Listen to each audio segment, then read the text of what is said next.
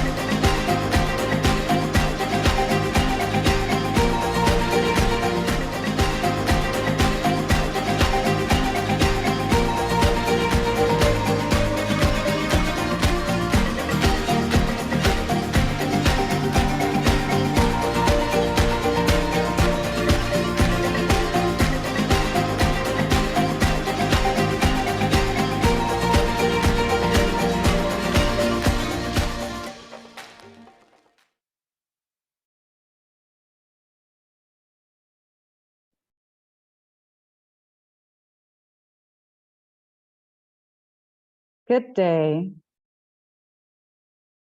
And thank you all for joining us once again for the When We See Us webinar series. My name is Tato Mokgotsi, Assistant Curator at the Zeitz Museum of Contemporary Art Africa here in Cape Town, South Africa.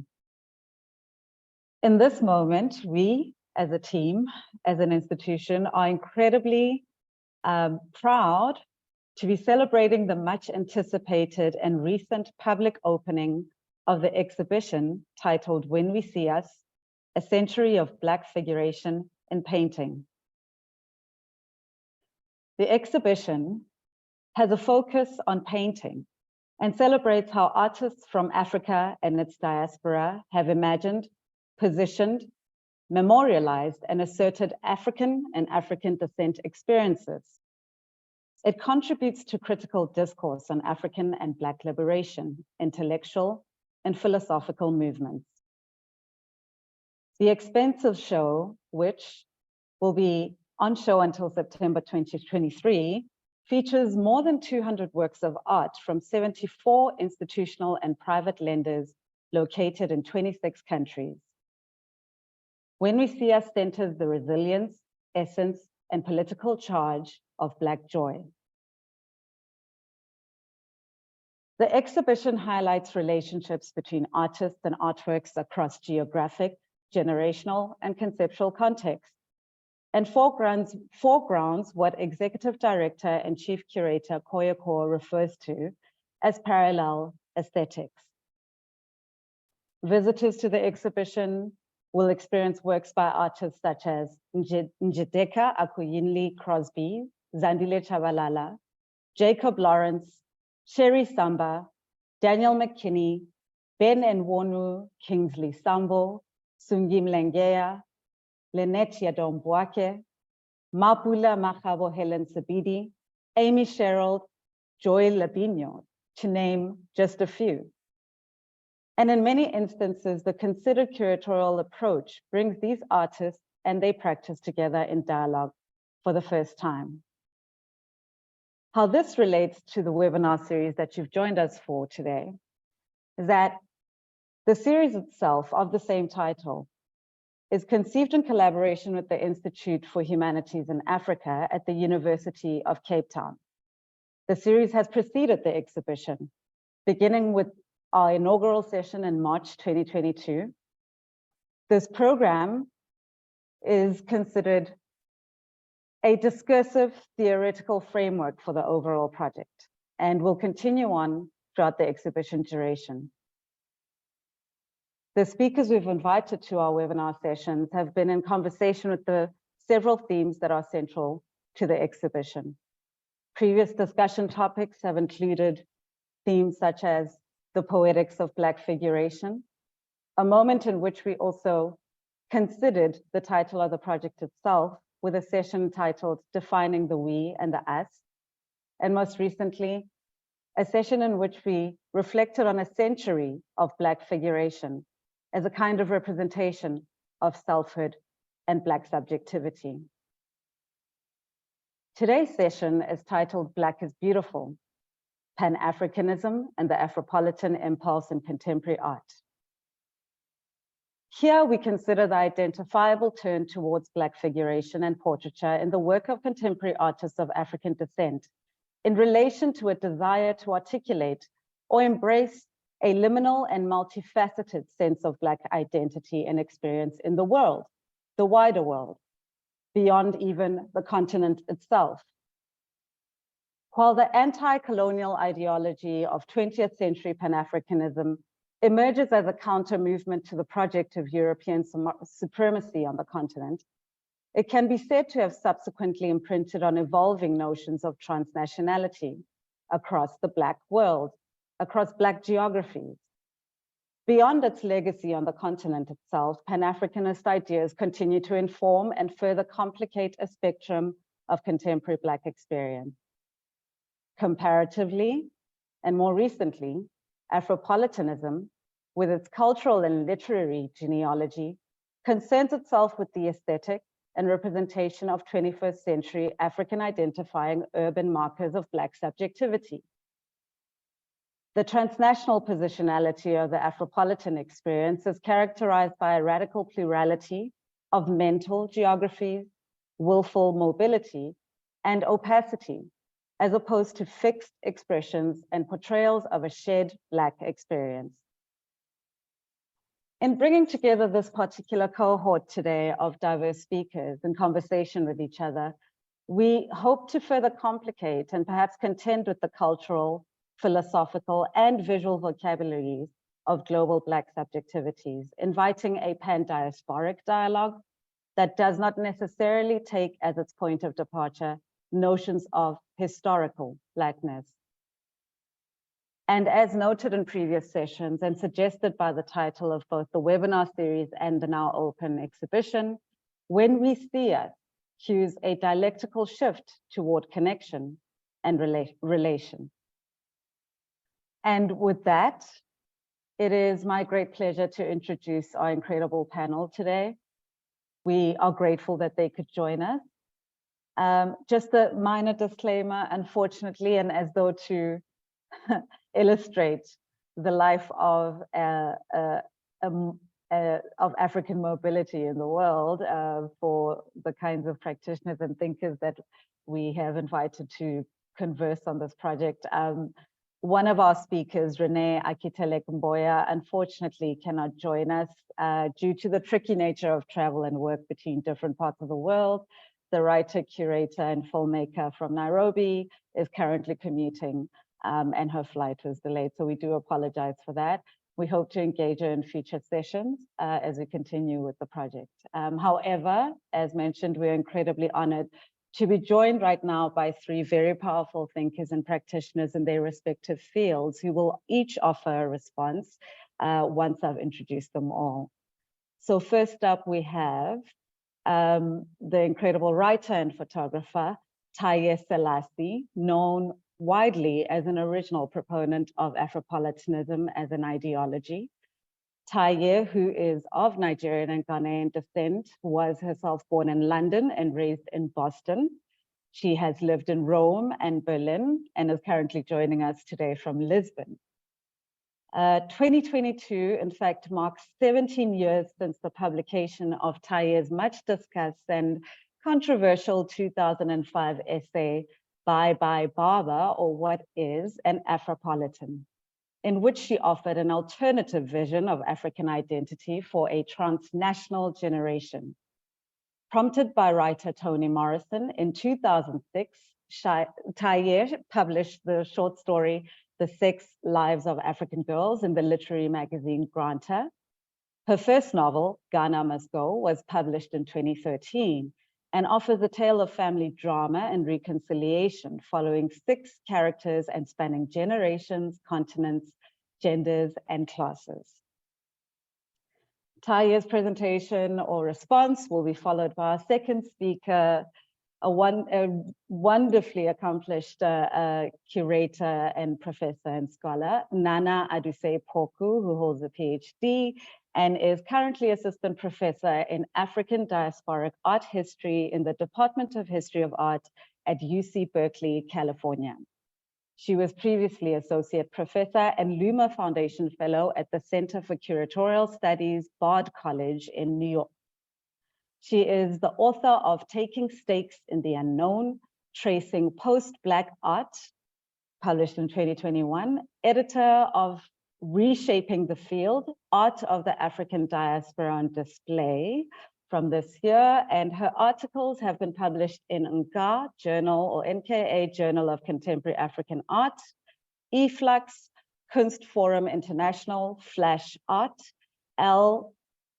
L'International, and Dark Matter, excuse me. She curated the event Performances of Nothingness at the Academy of Arts in Berlin in 2018, and Black Melancholia at Hessel Museum, Bard College, New York in 2022. And lastly, joining us from Kingston, we have the artist, curator, researcher, and writer, O'Neill Lawrence.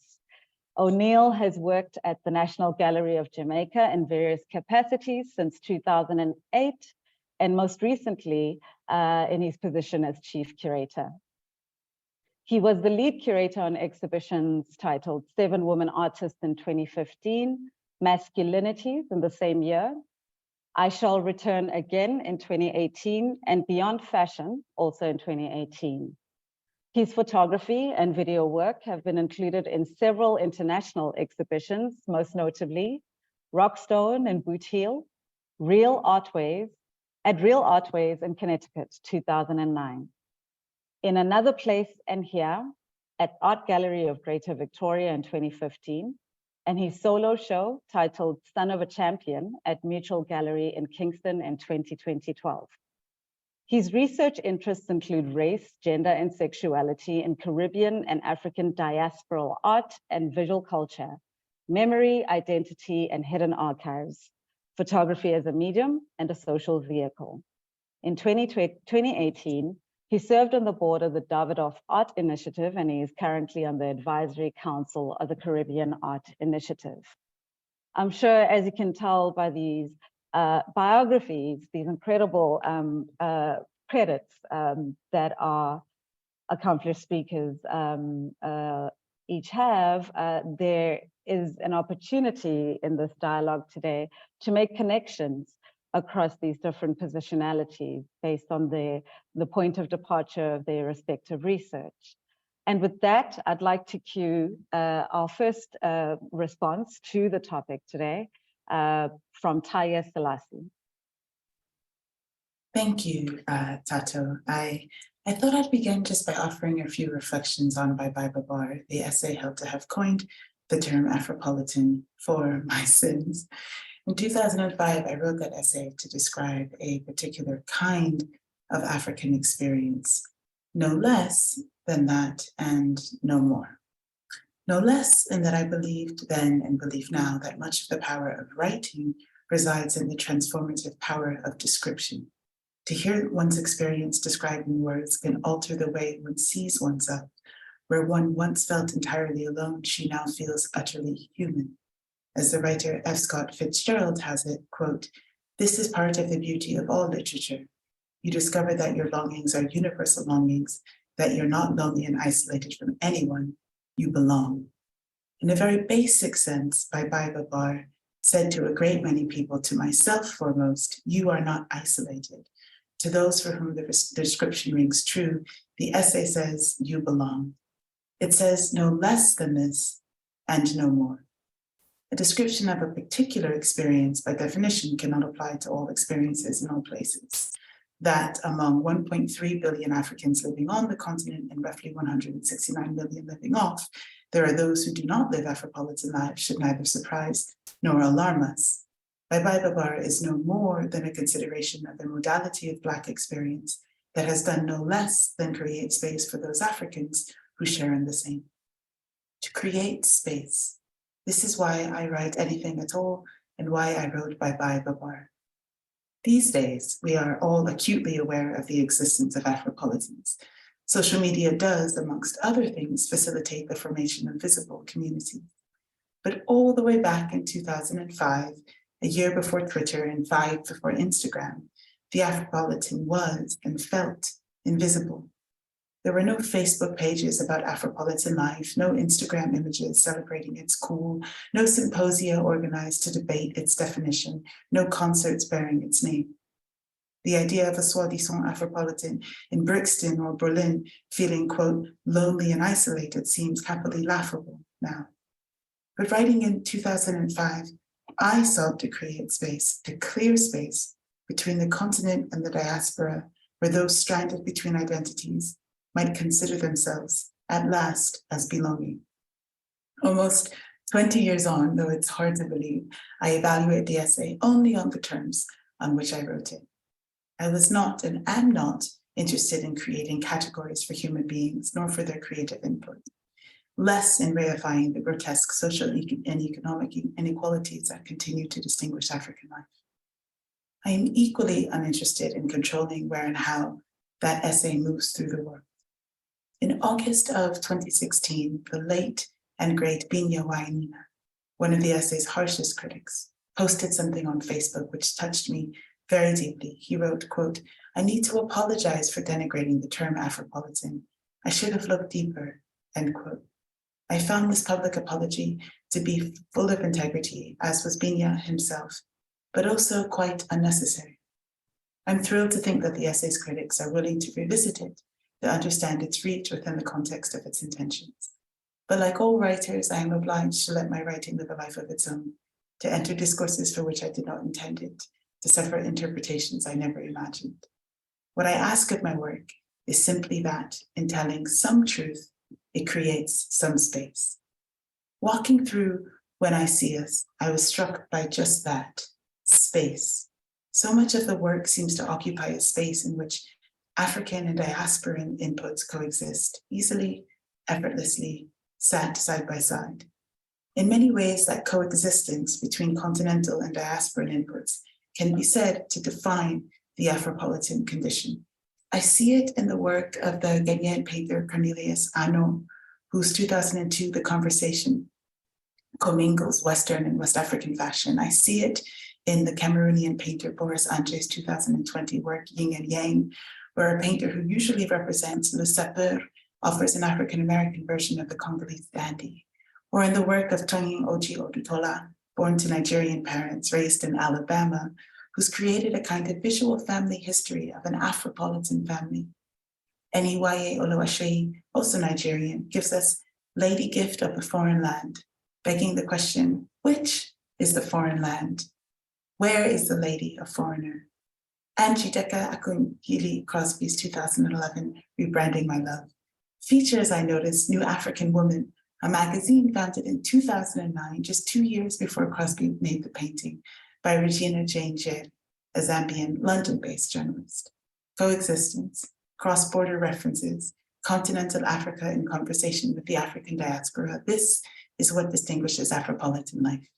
And if we like, Afropolitan art. But we needn't like. I am a firm believer that art cannot be defined principally by identity. To be sure, the identity of the artist will inform the art, but the art will always transcend it. As Koyo told us in Cape Town, quote, we make art because life is not enough. Where Afropolitan lived experience is not enough. We have art. Those are my responses, my thoughts, and my feelings about the topic, but I leave it to my colleagues who work specifically in the field of the art to say much more. Thank you, Taiye. Thank you for such a beautiful, beautiful start. Nana, I look forward to your input as well. Taiye, thank you so much for this beautiful input. That was absolutely gorgeous. Okay, let me start my presentation. Can you see my presentation yet? No.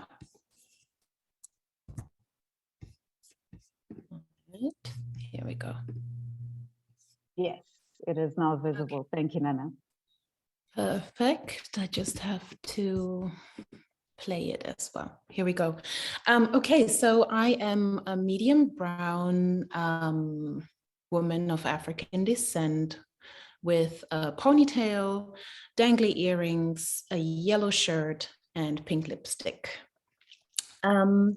So when I first encountered the term Afropolitan was during my research on post-Black art, which then made it into my PhD. And the latter framework, post-Black, was coined by Thelma Golden and Glenn Ligon in 2001 for a group exhibition called Freestyle at the Studio Museum in Harlem. And I'm mentioning this because Freestyle was the first exhibition in a series of group shows highlighting African diasporic artists. It was followed by Frequency in 2005 and Flow in 2008 and 4 in 2012. Flow is the one that I will talk about more, and that actually introduced Afropolitan to the New York audience. But let me just show you very briefly. When you put in Afropolitanism into Google now, I think Taiye already is already on this little screenshot that I grabbed here, but we see fashion. Now we see a lot of different publications. There is a call for papers. What else do we have in the screenshot? And a really important publication by Simon Gikandi that I will also reference later on. But I think it's interesting because it has really shifted from 2009, when I started looking it up, from being a more sort of neoliberal framework that was an expression of style. There was like a very particular style, like African prints with, and particularly for men, bow ties and very particular types of glasses, etc. And it was promoted also as a form to party, etc. Apart from, of course, the discourse that was going on in literature. I just wanted to mention that. But let me go back to the exhibition Flow. Barack Obama's presidency, and more importantly, his mixed heritage, which challenged the American narrative of Blackness, inspired Flow. Thelma Golden's third exhibition in the Post-Black trilogy, which ran from April 2nd to June 29th in 2008. Instead of focusing on the idea of post-Black like before, the exhibition engaged yet another term, Afropolitan. It was popularized in an article by the author Taiye Selasi. In the arts, Afropolitanism gained prominence when it was first introduced in a catalog essay for the exhibition Africa Remix, Contemporary Art of a Continent by the political theorist Achille Mbembe in 2004. The exhibition Flow was based on the term and furthered the discourse about Afropolitanism in the arts. Afropolitanism was used for many reasons, not at least of all because the Studio Museum in Harlem included artists from the African continent and therefore acknowledged the historic as well as contemporary interconnectivity of cultural production within a global frame set. Contemporary African and diasporic artists like Lynette Yadom-Boakye, Grace Ndiritu, Julie Miretu, and Chris Ofili were included in this exhibition. And this list of names already hints at the difficulty of the term because although Julie Miretu was born in Addis Ababa, Ethiopia, and Chris Ofili is usually considered a Black British artist despite his origins in Nigeria. Their African heritage remains their predominant marker for this exhibition, despite equally referring to cultural hybridity and movement through the mainstream perception of cosmopolitanism. I don't think it is possible to look at the term without engaging with the literature genre at the same time, with authors like Teju Cole, Chimamanda Ngozi Adichie, Taiye Selasi. Afropolitanism marks an important shift in the representation of Africanness in the global discourse. And now we're going to a little bit more theoretical part of this presentation. It could be argued, a reaction towards the ongoing narrow narratives about diaspora subjects and the Afro-pessimist perspective of the 1980s and 1990s. Now, we have to be careful here. This is not the Afro-pessimism that we're talking about today with authors like Frank B. Wilderson. We're talking about a very particular representation of the African continent. Afro-pessimism during that time speaks to a specific form of representation of the African continent that is dominated by a Western perspective that foregrounds economic and political crisis and its resulting catastrophes, hunger, and epidemics.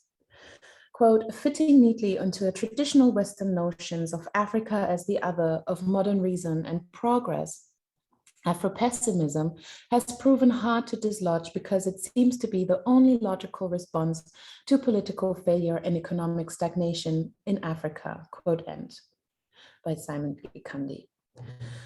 Achille Mbembe, the most quoted political philosopher in this context, also integrates Afropolitanism into a narrative that stresses its distinction from Afro-pessimism. Mbembe describes Afropolitanism as, quote, an aesthetic and a particular poetic of the world. I just lost my thread. No, I can just, of the world. It is a way of being in the world, refusing on principle any form of victim identity, which does not mean that it is not aware of the injustice and violence inflicted on the continent and its people by the law of the world. It is also a political and cultural stance in relation to nation, to race, and to the issue of difference in general. Mbembe's use of Heidegger's being in the world, Martin Heidegger's, which we can discuss at another point, allows an understanding of Afropolitanism as a relational phenomenon, which is in itself hybrid. He also emphasizes the international diversity of the continent itself, and therefore includes the African continent in a conceptualization of the global as an active agent, rather than a constantly overdetermined monocultural entity. The late curator Okwe conceptualizes the term as a space in between. And Wezo writes, between the categories of identity like ethnicity, religion, and nation lies the space of cosmopolitan African identity.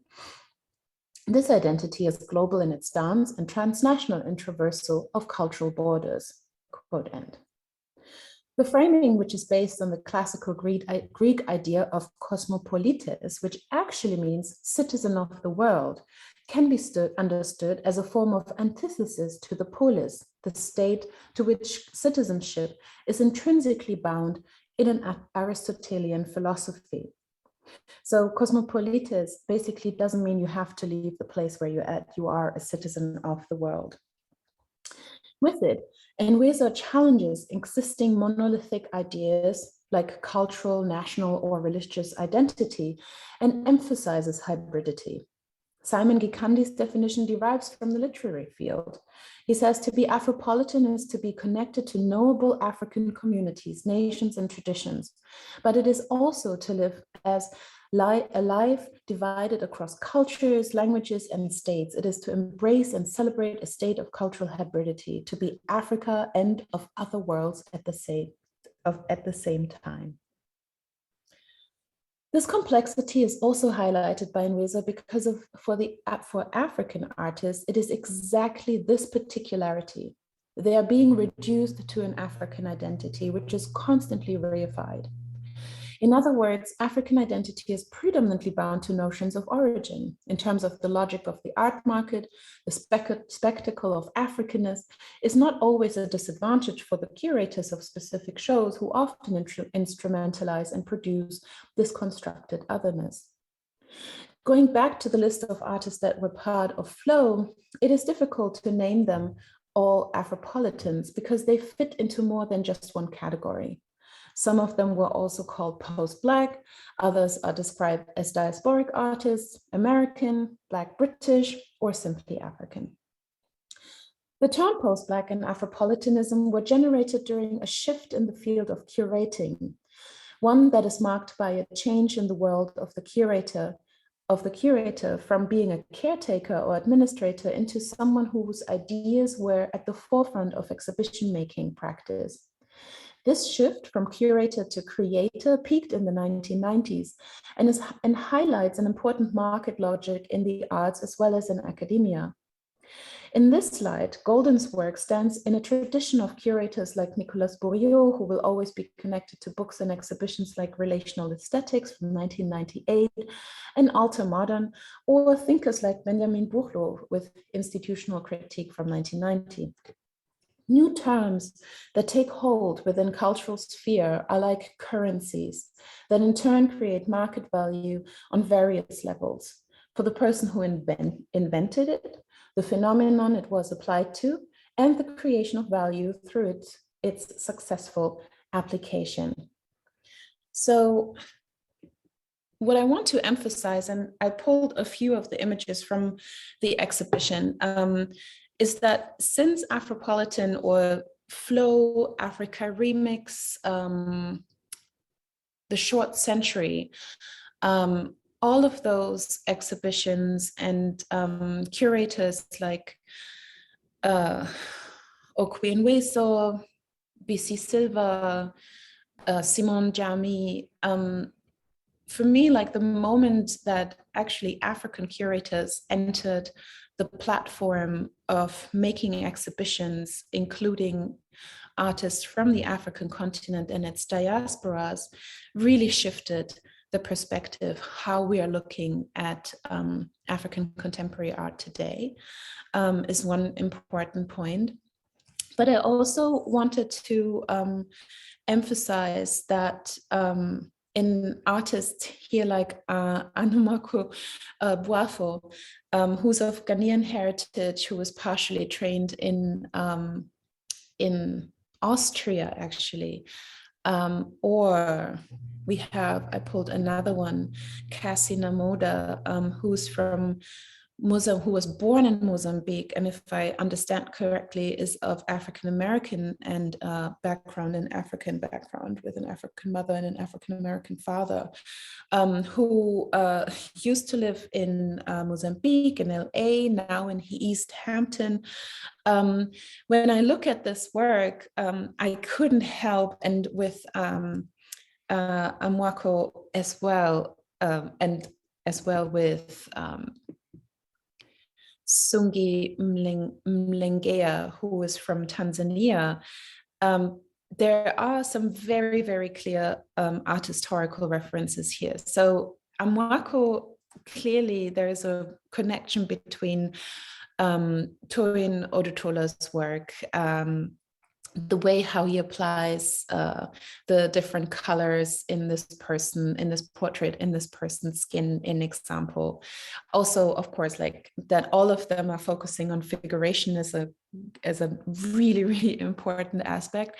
But the way how he applies the blue into the color of the skin, references to me Toyin's work, and of course much older work from the African continent and its diasporas. But this one here by Cassie Namoda, I saw it and I was like, oh, is this the Jacob Lawrence? Because Jacob Lawrence was is an artist, African-American artist, who's used actually this type of black to depict Black people's skin, but also in terms of its composition, the usage of almost primary colors.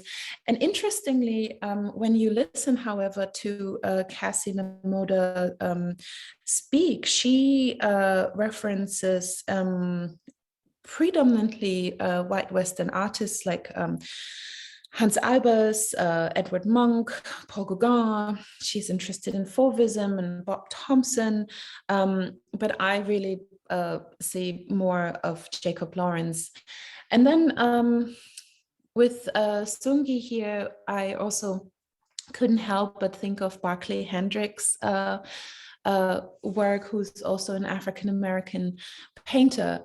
And I don't want to like expand this too much, but there is like a visual and an aesthetic exchange that has been happening between the African continent and its diasporas consistently over the centuries, on not just a visual level, but also in terms of philosophy, etc. So I think there's undeniably influences and exchanges that are happening. About 20 years past its introduction, I'm still wondering if Afropolitanism in the arts can hold an aesthetic claim. Given the hybridity of styles and forms of expression that we encounter in African contemporary and African diasporic art, which has always been influenced by its dialogical nature, but also by the impact of colonial art education on the African continent, as sketched out by an example art historian, Chika Okeke-Awulu or Emma Wuluka-Wanamwa. So it is a very seductive framework, but I think it is really important to look closely and to analyze, and with that also not marginalize the exchanges and aesthetic practices that have existed long before the term Afropolitanism was introduced. Thank you.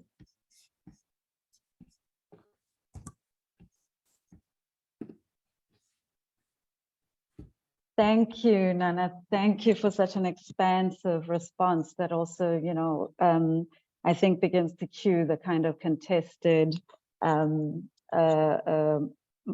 considerations of these ideologies, or in particular, not just in terms of their genealogy, but their evolutionary life in the world. And so with that, I'd like to cue our last speaker, O'Neill, also speaking from a very particular vantage, being based in the Caribbean and looking at the Caribbean diaspora quite specifically. Thank you so much, O'Neill. Thank you very much, Dato. So I'd like my presentation is with you. Normally For me, I don't, what I'm contemplating right now is really my own curatorial practice. Not so much being riveted to one particular definition, neither Pan-Africanism or Afropolitanism. And in that, I'm actually going to be looking on several artists who I believe the concepts are within their work. I'm going to be looking at 3 artists who I've worked with over the years. I am going to read the excerpt that's on the screen, mostly because I think it kind of sets the tone for the discussion I'm about to start. We must dream backwards towards the source. We must roll back up the centuries beyond infancy, beyond the beginning, beyond the waters of baptism. We must break down the walls between man and man, reunite what has been sundered. And that's an excerpt from the Broken Dreaming Backwards, which is in the Broken Water Jar by Octavio Paz. And he is a Mexican, he was a Mexican intellectual poet. And the reason I selected that to begin this discussion, really speaking to the multiplicity of influences that we here in the Caribbean, as people of African descent, part of the African diaspora, but part of a hybrid culture that has its own specific diaspora as well, have with relationship to our African ancestry and to our African history culture. The first artist that I'd like to look at, next slide, is Jasmine Thomas Gervan. And in this work, we are looking on a piece that she has done called Anansi. For Jamaicans, we are very much celebratory of the entity Anansi, in terms of his wiliness, in terms of how we view that as a representation of what is our heritage, and the tentative connections that we have with our heritage, because one of the challenges that we have as formerly colonized people is that we are reaching back in a way to the things that empowered us during that period of colonization. And the artwork that has been produced by a lot of artists is not just necessarily a retrospective on our culture and our history, but really on how those connections, tentative though they are in some cases, have enabled us to be where we are culturally, historically, etc. Next slide. One of the traditions that we had developed here within this hemisphere is, well, within Jamaica specifically, and the Bahamas, is the festival Jonkunu.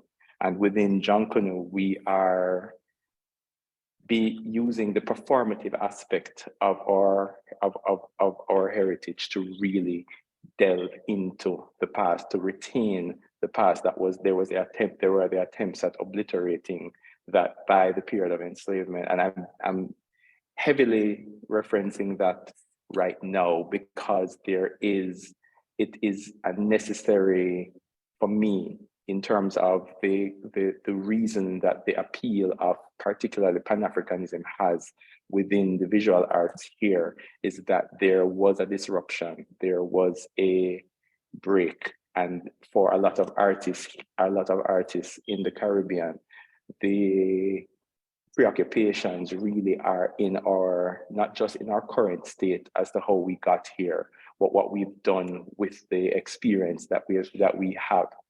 I think particularly in this work,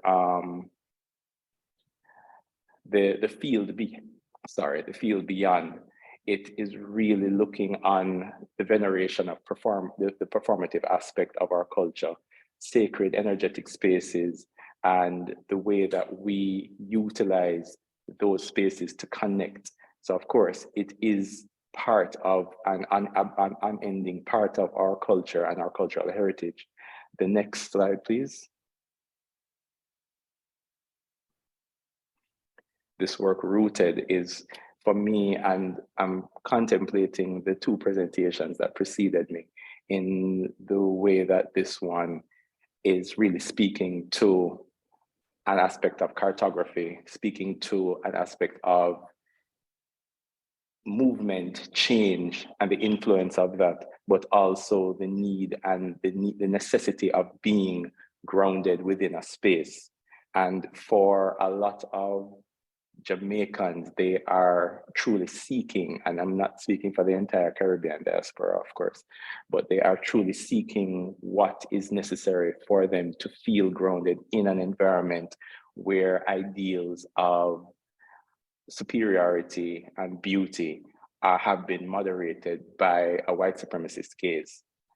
And in that reorganization and rethinking of your own identity, the visual arts that have been produced within this time period have been a part of the realization, reconciliation of those multitudinous identities. Next slide. Now I move on to the artist Osmond Watson, who is, as you can see the dates on the work, "The Lord is my shepherd." A lot of, and I was thinking with the selection of these works in particular on the title of today's conversation, or the beginning of the title in Black Beauty. One of the main, because we live in a society where socioeconomic and political agency are often aligned with the hierarchies of racism and colorism that were set up during the British colonial period. This work is a revelation in a way, in the fact that it is depicting a Black woman of darker skin tone. And in a way, the work has become synonymous with the Madonna figure in the way it has been venerated. It represents aspects of our culture. It represents aspects of our heritage. It represents the ways in which the influence of African masking techniques have presented themselves within the stylistic nature of an artist's work. And for me, it's very important that works like these are represented within our galleries, within our exhibitions, because it disrupts what is still, in some cases, a very pervasive mindset within our culture. Next slide. Thank you. This, of course, is another depiction of Jonkono, this horsehead masquerade. And of course, it really, again, speaks to the performative aspect of culture and the necessity of having that replicated again and again. The realities, though, are that a lot of the representations here are of what have been deemed as marginalized aspects of our culture, because for better or worse, a lot of the alignments in our society, while the rejection of particular aspects of the British colonial model, we are still, in a way, trying to replicate and adhere to it. And for me, the aspect of Pan-Africanism, which is within all of the works that I'm actually demonstrating or presenting, today, the need and importance of Pan-Africanism and the concept of us being one, as a unified people, despite our different locations, despite the ruptures in historical narratives. I think that for me, the connection that these artists have sought to not just create for themselves, but for the publics that are experiencing and viewing their works after many hundreds of years of disruptive tactics, are really a part of what kind of grounds the culture of our nation today. Next slide. And of course, for me, one of the real aspects of that disruption would be the representation of religion, religious practice, and how that has been used as a means for further and continued disruption, colonization, white supremacist perspectives. The work that you see here, Jah Lives, is an iconic work by Osman Watson, specifically because of the reimagining of the personality of Jesus Christ, not just as Black, but also as a Rastafari, grounding him in a further marginalized culture within the previously marginalized culture within the Jamaican context at the time the work was created. Next slide, please. And I am in the concept of reimagining and the way that can be viewed as a radical rethinking of the way that we have been presented with the world here. I'm looking on works by Albert Artwell. For he was, I think, of all the artists, the one who was in the original tradition of Pan-Africanism, in the way that he decided to reimagine the world that was presented to him as a matter of fact. He's presented with his religious beliefs as being one particular way.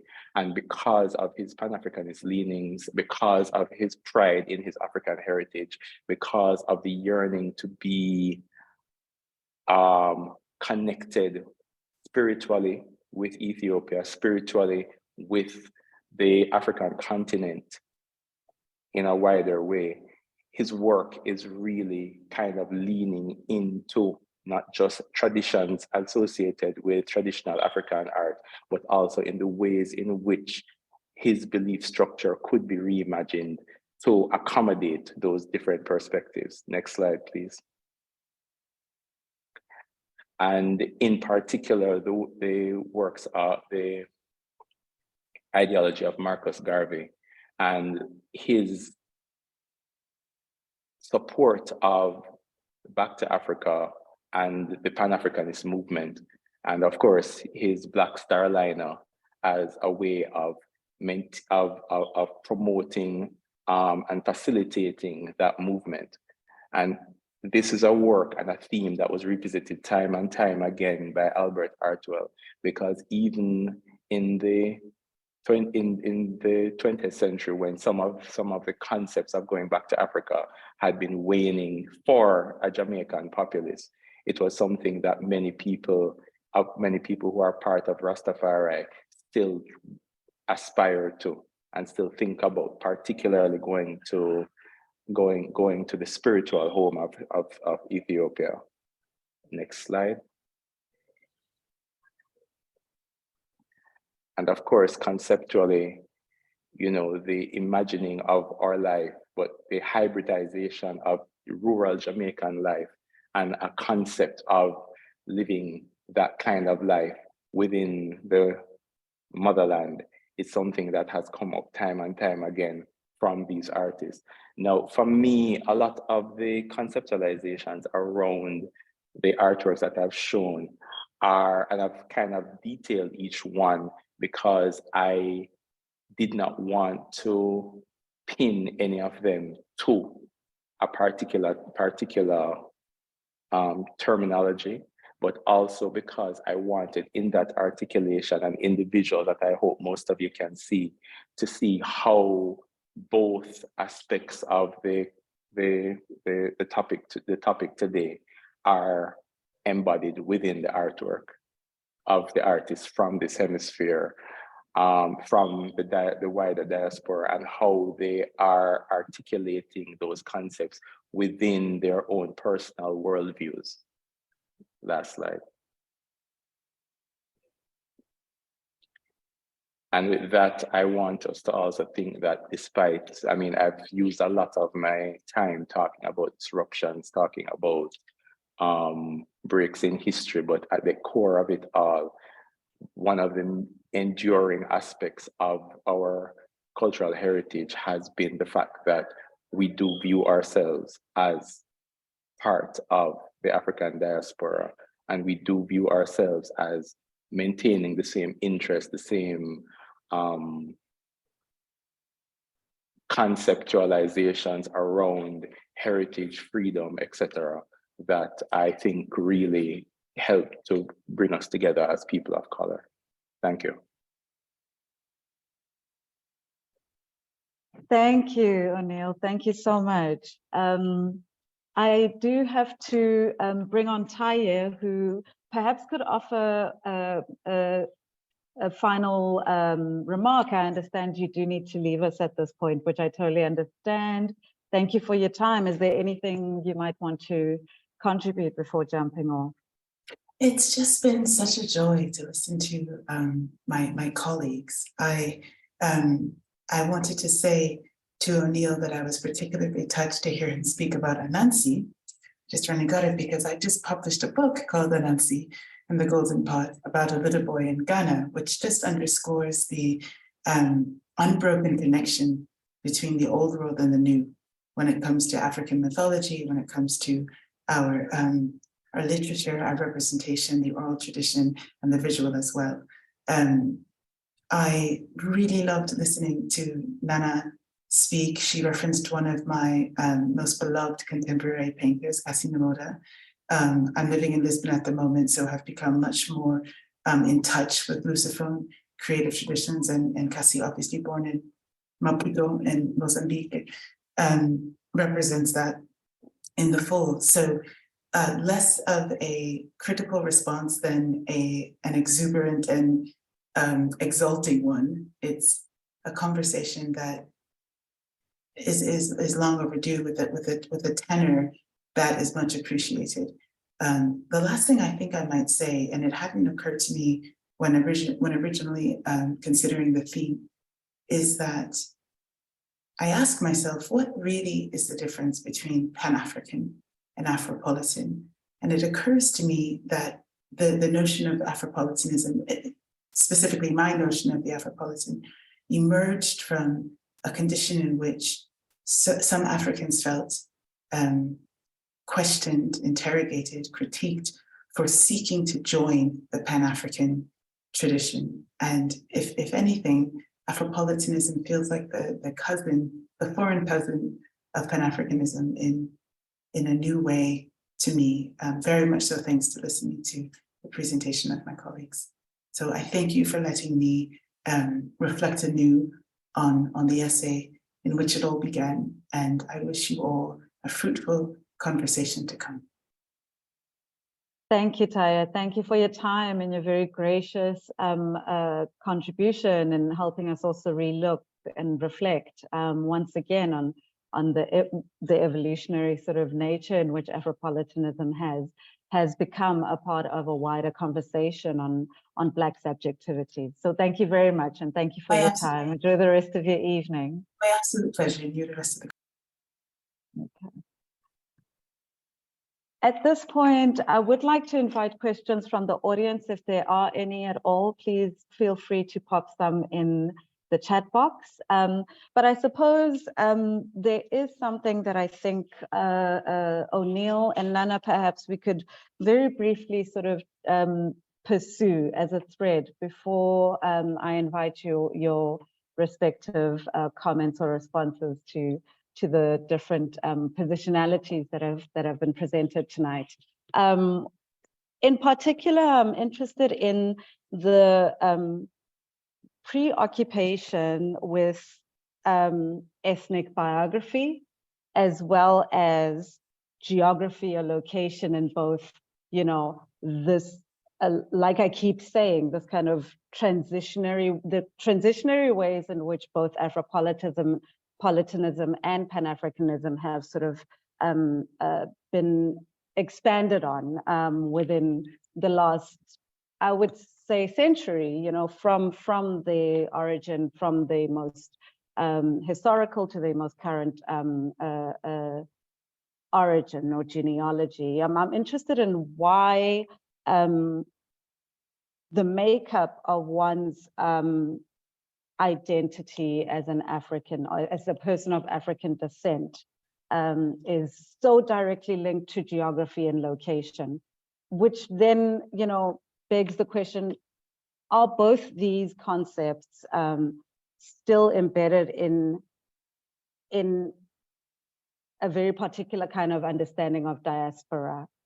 I don't know if that's something to think through. I think, you know, the specificity of hybridity in the Caribbean region that you speak of, as you spoke specifically about these artists, O'Neill, that you presented, there's a different kind of multitudinousness of identity that you expanded on that I think Nana also touched on, and a notion of post-Blackness as well that emerges in the African-American or Black Atlantic context. So I think it is about sort of thinking through geography, locale, and biography in perhaps, or descendants as a particular thing in these two concepts. Okay, I'm happy to. Do you want to? Go on.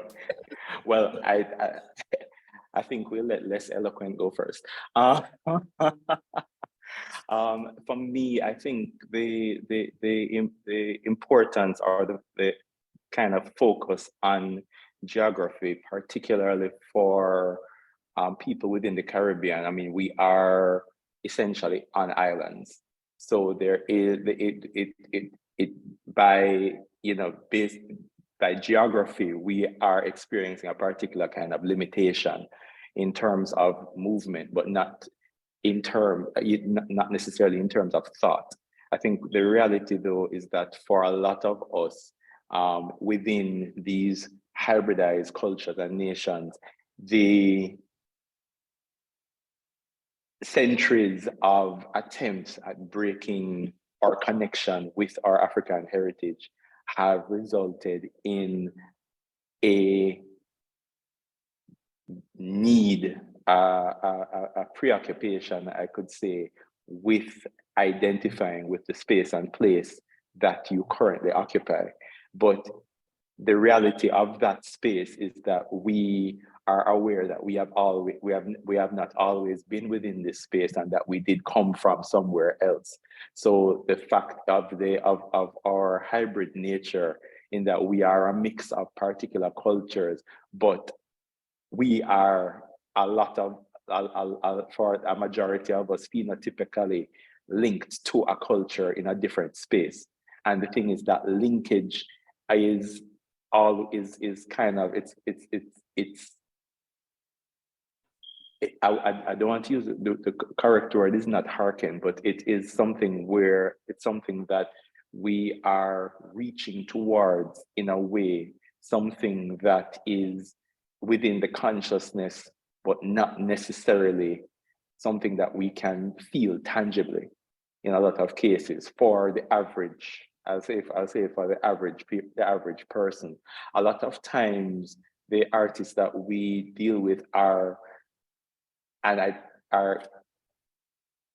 in a way distilling that into the artwork that they're producing, the kinds of linkages and the ways, the things that are, it's almost as if they're trying to reach for something that could be lost if it is not concretized within the work that they're creating. Mm-hmm. It's a way of articulating that psychic connection that some people are not sure, because we've been conditioned out of our traditional ways of thinking about ourselves and about our consciousness and about the collective group that we all came from. So I think for me, that is the kind of ways in which geography impacts the way that that a lot of us within the Caribbean think of ourselves, where we need to ground ourselves in a space and place, but we recognize that there is something else and another space and place that we also belong to. Nice. Yeah, if I so circling, so your question was like, why is it still important that we talk about geography, right? Or I think I would love to enter that question by like a curatorial lens, or a lens that looks at exhibition histories and really colonialism, if we're honest, because when we so I'm thinking more about art, and when I think about art and the representation of African art in the Western context, then we have human zoos in world exhibitions. So that's like the way how Africans were presented to the Western world. Then we have the primitivist eye that would put African artifacts, sculptures, masks, etc., on display without the maker, without cultural context, etc. Actually stolen items, right? All over the world. So this is the sort of perspective on how African art was presented.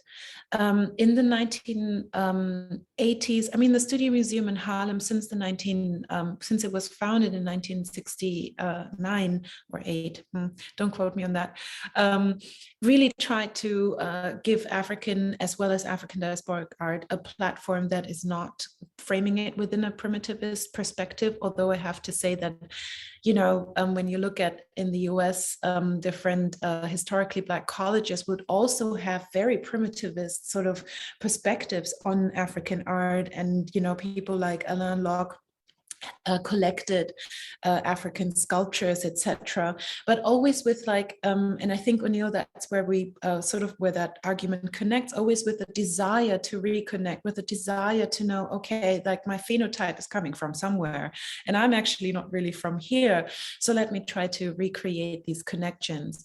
But in the 1980s, the Western context there were a few curators like Susan Vogel and Catherine Delis who tried to give African contemporary art a platform.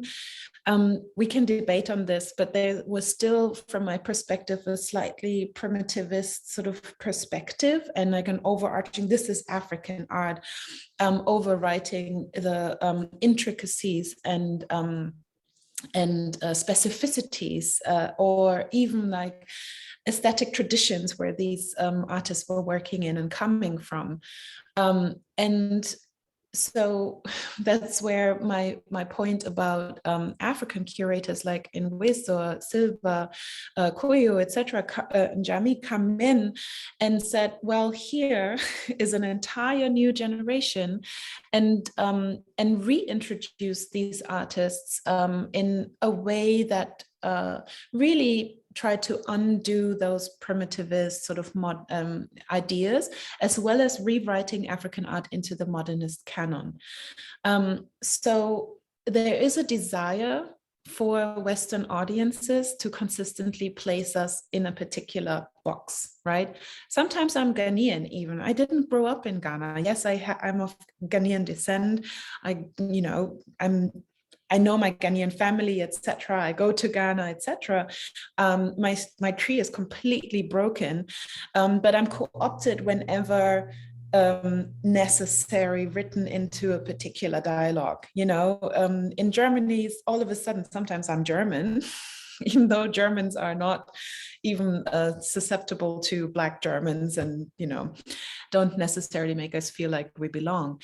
So that's like really colonial heritage from my perspective, like the idea of the nation state and the necessity, or the idea that also with your national identity comes a particular truth about yourself, overriding the sort of cultural hybridity that we inherit in our families, but also that we gain through our lives, right? Through our biographies, depending on who we are with, where we are in the world. So.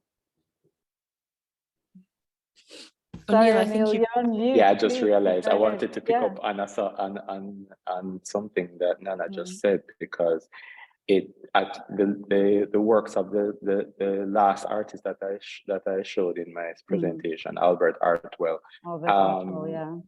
His work has earlier on, before the intervention of my predecessor, David Boxer, his work would have been considered within that primitivist framework. He actually tried to, well, not tried to, he dubbed the work as intuitive rather than primitive, because of course we all are aware of the problematics within that term, especially in a post-colonial country, celebrating the art of our people and calling it primitive. He had a major issue with that, and he coined the term intuitive to refer to that, because for him it wasn't that it was separate from art historical traditions, but that it was something that connected to our African heritage more so. The challenge, though, is that I feel that there is, for a lot of us existing within these Western modeled white boxes that we call museums, we are still trying to, and I'm speaking up just generally, not necessarily to my own institution, though it may apply. We are still trying to approximate this kind of model that was presented to us as the space and place of civilization, and the space and place that has been given to us as, the position that you will be at when you are considered a civilized, nation, race, etc. And for me, I have, and my colleagues here too, we've always looked on it and thought about the traditional spaces and the importance of those traditional spaces. But I was just thinking about how much of a job, I'm using a very generous term, that colonialism has done to our mindsets in the way that we are viewing our own work, our own art, the way we choose to present our own work, our own art. But then it also speaks to the need to acknowledge that hybridity is something that is part of evolution and part of how we function. So it's kind of that balancing act between trying not to feed into a model that was never meant to accommodate us or accommodate the varying ways in which our forms of art exist, but also to still work with the fact that we are all multitudinous entities, so to speak. Yeah. Please, Anna, go ahead. I'm really, Because I actually, when you were just talking, O'Neill, I was thinking that, okay, I was just, yes, the co-optation is happening, but in relationship to the global art market and the platform that art has, I think it's also really important sometimes to utilize strategic essentialisms, as in, the reason why it was Africa Remix and it was not just Remix was because there wasn't a platform for art from the African continent that was actually representing it in a way that was as sophisticated as Njami actually put it together, so I don't know if you remember the images. I went to the exhibition actually with my father when he was still alive, and he had so much fun. That was like my joy, to see him wander around, seeing particular cultural references like Elana Tsui's beautiful sort of tapestry. He had fun, and he didn't feel like an object in the space, and somebody who who's more part of being looked at than being an onlooker. And I think to establish that was really beautiful. We could also erase national identity or ethnic background from curatorial approaches. I have to say, none of the projects that I have done, always labeled them Black. There was always Black in everything, always, simply because I don't think that there is enough. And I still think it's also a political tool to emphasize sometimes where we're from and where we're standing. I absolutely agree with that. Yeah. Preaching to the choir, Nana. Especially in the context of when we see us, I think for sure there's a real intentionality in the language and vocabulary we've used around the exhibition. Black figuration as a specific canon, underrepresented, with a long-standing genealogy that exists in a constellation beyond just, you know, a singular construct of Blackness, you know, a multiplicity of it's a multivocal exercise in and of itself. I think what we've tried to do with the exhibition, which I hope the both of you will find some way to travel to come and see, and with what my colleagues have done in thinking through the kind of the necessity of the research that went into it. It has to do with that insistence on specificity. It's not just an act of visibilizing or making visible. It's an act of reinscribing, I suppose. I think we do that as curators in many ways, in the way that we formulate language around the works that we're interested in, the themes, the discourses that we're interested in. So yeah, I mean, any final comments? Our audience hasn't given us any questions, but I think we've landed at a very important point about how we think through positionality. Oh, wait a minute, I spoke too soon. There is a comment. There's a comment from one of our viewers.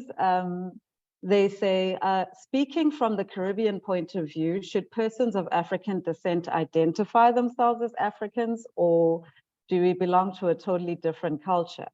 Furthermore, should we, persons of Caribbean heritage, accept to be associated with Africans? And so that is a potent perspective that I don't expect you, O'Neill, to particularly respond to, but I suppose the contention that often arises when we are intentional in identifying the conversation as being in relation to each other, there is always someone who might feel outside of that conversation. But you're welcome to comment if you have one, O'Neill. Well, my comment really is that there should be no one being told how to articulate their own identity. I think the reality of it all is that everybody's identity is individual, and in some case, in a lot of cases, while you can say that it is influenced by our environment, at the end of the day, it can be self-determined. So for me, it's really to the individual. There are some some Caribbeans who think of themselves purely on their Caribbean status and are connected more strongly here than anything else. And they view themselves more so Caribbean than of the Caribbean diaspora, more so of the African diaspora. But on the flip side, there are people who think otherwise. So for me, nobody should be able to say, I don't think it would be, it's impossible to articulate somebody else's identity for them. So, I mean, that's kind of my response. It's really how you feel. If you don't feel your connection to the African continent, there is nothing wrong with that. You acknowledge that you are a descendant from peoples who lived in the continent or not. That's actually up to you. I mean, it's really about the person to person. So, for sure, yeah. All right. No, thank you both of you for your really engaged participation today. We also do appreciate Taiye's moment with us. It was important for us to bring in her voice as someone who is quite closely connected to that discourse on Afropolitanism. And again, we acknowledge the way in which, you know, the discourse itself has come from varying positions and has since evolved.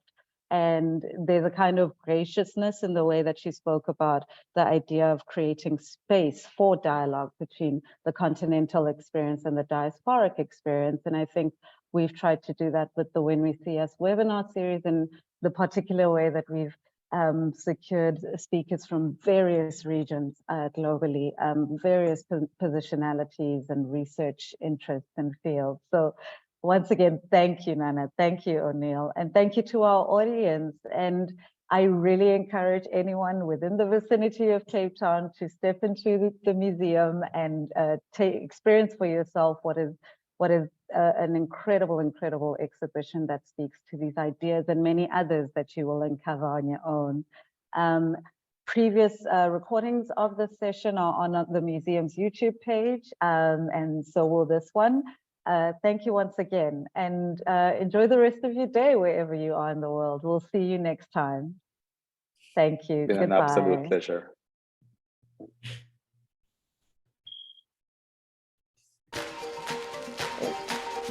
Thank you so much. I'll be in touch via email. Thank you so much. Enjoy the rest of your day.